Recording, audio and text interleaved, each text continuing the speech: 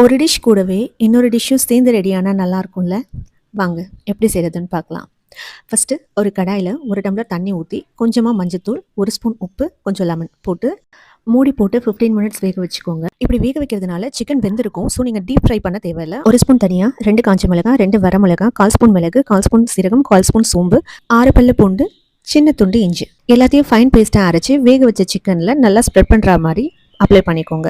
இப்போ சிக்கன் வேக வச்ச அதே கடாயில் சாப் பண்ண இஞ்சி, பூண்டு, சின்ன வெங்காயம் இது எல்லாத்தையும் போட்டு நல்லா சாட்டே பண்ணிவிட்டு கொஞ்சம் தக்காளி போட்டு அதையும் சாட்டே பண்ணிவிட்டு இப்போது இது கூட கொஞ்சமாக உப்பு சேர்த்து நான் ஸ்வீட் கார்ன் சேர்த்துருக்கேன், ப்ளஸ் கொரியாண்டர் லீஃப் சேர்த்துருக்கேன். 1 டம்ளர் தண்ணி ஊற்றி நல்லா கொதிச்சதுக்கு அப்புறமா நல்லா பீட் பண்ண எக் சேர்த்துருக்கேன். இதில் என்ன வெஜிடபிள்ஸ் உங்களுக்கு விருப்பமோ அதை சேர்த்துக்கலாம்.